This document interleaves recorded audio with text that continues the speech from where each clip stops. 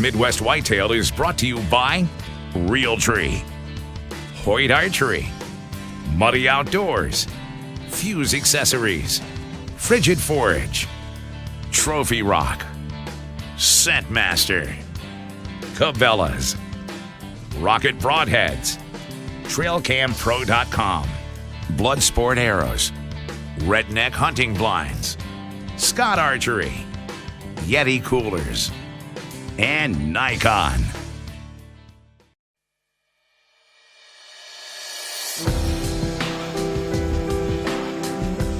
Welcome to Midwest Whitetail. We're going to have some hunting action for you in today's episode, but starting it off, I want to talk about this food plot behind me and some of the challenges that we've faced this year with getting our crops to grow, our food plots to grow, and the techniques that we've used for creating these plots, getting them established and growing. It's always fun to me when I get to look at how a food plot starts. And this one started as a walnut plantation. There was probably about 15 walnut trees behind me. We came in here and we removed those trees, took them down as close to the ground as we possibly could so that we could farm more or less over the top of them or at least around them, and converted this into a food plot. And that process is one that I really would recommend to anybody that can manage their own property. And in some cases, maybe even when you're on permission, you can find locations where you can make the alterations necessary to create these little small openings. And if you can make an opening like this, right adjacent to a larger feeding area, where the deer are going to come out in the small opening first, they're going to stage there, feed for a little while, and then move on through and go into the larger area to feed throughout the rest of the evening. That creates the perfect situation for getting a close range shot with your bow and allowing you to sneak out of there at the end of legal shooting time. Because the deer have moved down past, you can get down and you can slip out the back way. So let's talk some more about what we did this year to get this one growing. We've had the opportunity starting this year to work with Cabela's on their new line of food plot equipment. And they've been staging some of their equipment here, and they send their biologists, Rance Thomas and Jeremy Flynn, here to work with the equipment for us to film some of the segments of what they're doing. But as you can see, Cabela's has a full line of food plot equipment. And this one started with spraying the field. And we used the Cabela's tractor and sprayer, sprayed it with Roundup, and we got this thing killed and cleaned up. And this project was a little bit different because there was so much existing vegetation here when we sprayed it and killed it, that when we tilled this thing up, there was a lot of grass, dead grass that laid on top of the soil. So Cabela's makes a landscape rake, and the guys use that to clean the food plot off first, to get all the thatch off the plot so they could get a lot better seed to soil contact.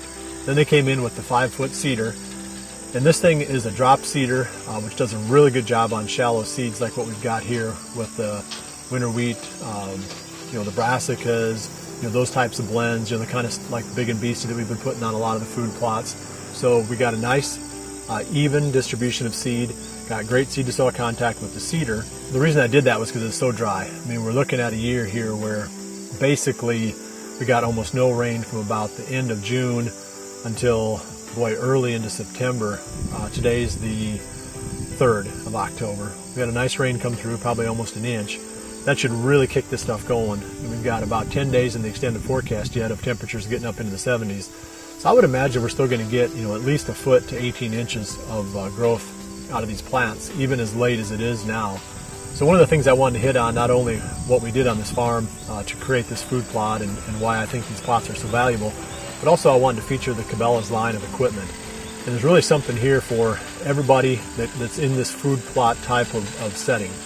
There's the right size equipment. The implements that we use are sized down to work in these smaller plots. So if you're serious about planting food plots, you really can't rely on somebody else to come in and do that work for you.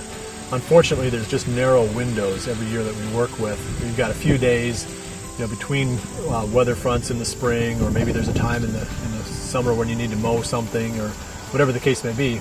You have narrow windows, and if you're relying on somebody else to come in and do that work, a lot of times you'll miss those windows. And it's a lot better if you can micromanage your property to have the equipment yourself. So I'm really excited about having the Cabela's equipment here. It gives us a lot of flexibility in what we can do, as far as really fine-tuning this property with these small food plots. I'm standing in the spot right now where we're getting pictures of that old 8-pointer. So I think that, given the way that there's a food plot to my left and this one behind me, the way that these things are growing, we're going to be down in here at some point trying to get that buck this fall. But right now, I need to get out and pull the cameras. I've got 6 cameras out. We'll go back to the office and see what I've got on those.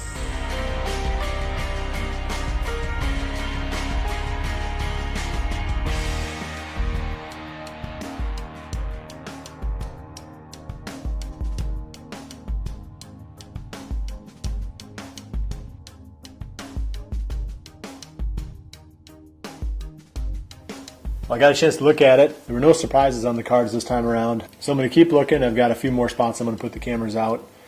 And I know in the past that some of these bucks that we're most looking forward to hunting, like splits and flash, they showed up on the cameras later in the year than maybe what some of these other deer have. So we're going to keep running cameras in the areas where we're picking those deer up in the past, and then hopefully sometime they'll move in. But for right now, there's 7 bucks on the hit list, and we're definitely going to get after them this weekend. With the cold front moving in, there should be more activity here in the next few days, really starting Saturday evening and Sunday, and what we've been seeing with these warmer high 70s and low 80s temperatures. So we're going to focus on that field where those 3 mature bucks are coming out. We call it Bucky Field. So the whole rest of this episode is going to be devoted to the action from this weekend coming up, the youth season for Drew and Jordan, and some of the hunting done by the pro staff in this area.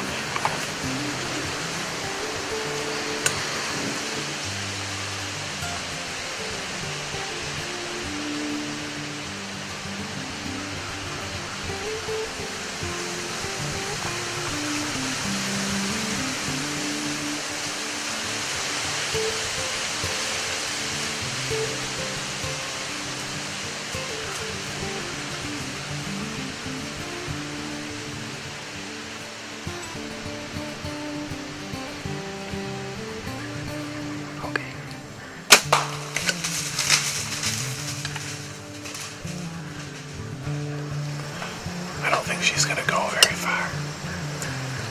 We got out here early today.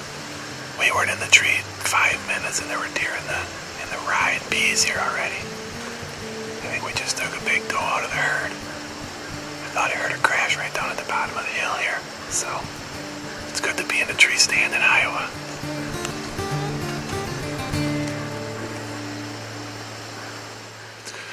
Well, we're back in the stand where my dad shot his buck last year, December 14th, during the shotgun season down here in Iowa.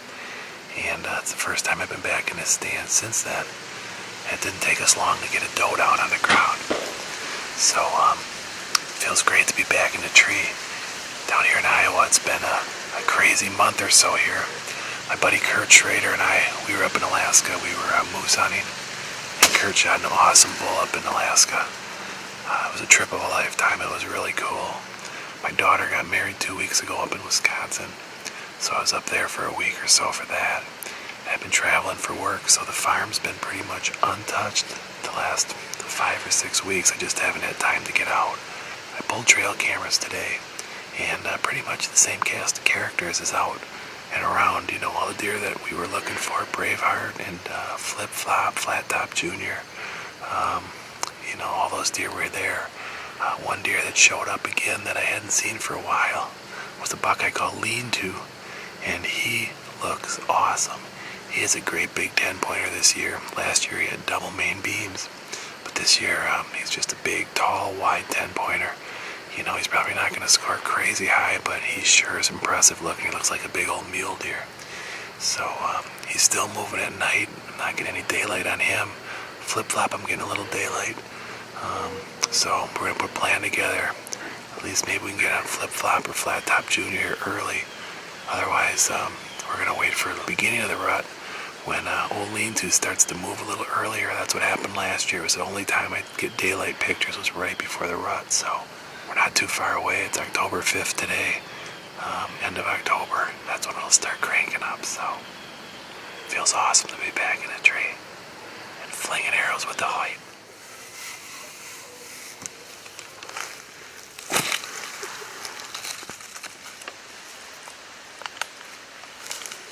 She's a beautiful, healthy looking doe. Like I said, she didn't go 60, 70 yards, so the rocket, Hoyt, and blood sport arrow combination made quick work of her. So it's gonna be some good eating in the freezer.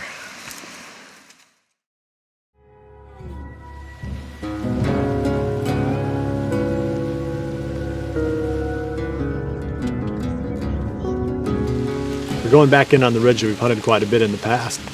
We don't have much for trail camera pictures back here this year, but there are some green beans here, and there aren't too many areas of green beans left in this area. So hopefully there'll be some deer coming out. We do know of one buck that's in this area. There's a kind of a 8-pointer main frame with kind of some sticker points. He's an old looking deer. There's a chance that he might come out, and you never know what might have showed up. I pulled the camera from this ridge about 2 weeks ago, so really almost anything could have moved in since then. We got rain. We were hoping to go to a spot where we're going to put stands up tonight and hunt 3 old bucks on a completely different part of the farm, but there's no blind there, and we just don't want to be out in the rain with this camera gear. We're going to go back in here to a redneck blind. This is that blind we showed you during the summer that's on a little trailer, so we could actually move it around, which is kind of cool because now it's just sitting right in the middle of the beans.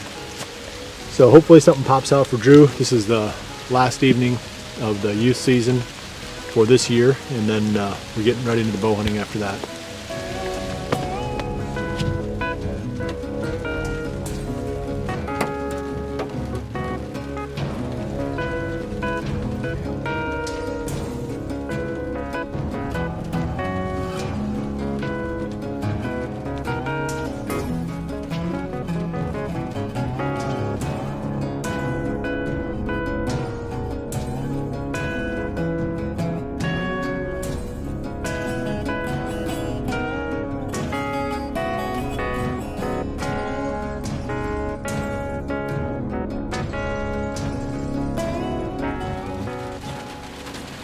We've had some pretty good action so far.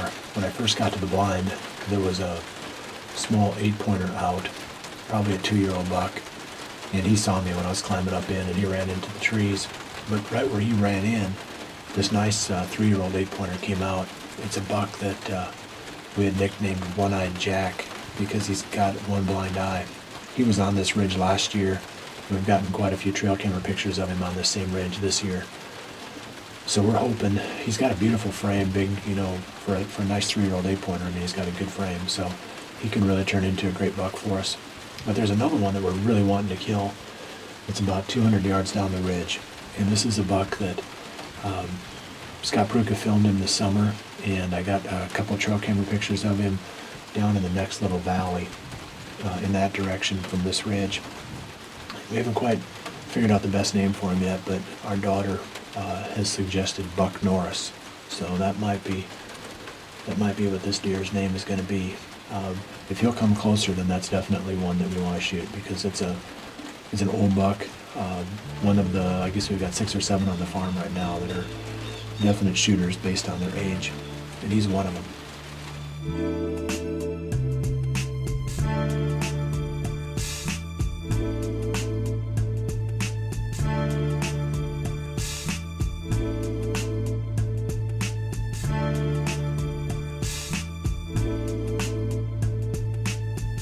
We got about 20 minutes of shooting light left. There's a buck, I mentioned him earlier. We're going to start calling him Buck Norris because he's a deer that I really think we want to target this year. And we need to use that name because it's a cool name. He's been out in the field 2 different times. He's the only shooter that we've had out tonight, but he stayed over 200 yards away, which with the muzzleloader is just too far. We've had a few bucks on this end of the field. Definitely the deer have been out tonight. It's been one of the better nights for activity that we've seen in a while. No doubt it's the result of this cold front. So just kind of store that away in your memory. If you got a chance to hunt, it's going to stay cool for a couple more days here. I think there might be another dip again next week. So you want to catch those fronts whenever you can here in October. They're always good in November too, but in November you've got the rut, so you don't have to rely 100% on these cold fronts. Well, that's it for tonight. If somehow this old buck Norris makes his way down here, if something comes out here in the next 20 minutes, we'll show it to you. Otherwise, this is going to be my official sign-off. I appreciate you joining me. We'll see you right back here again next week for the next episode of Midwest Whitetail. And remember to always dream big.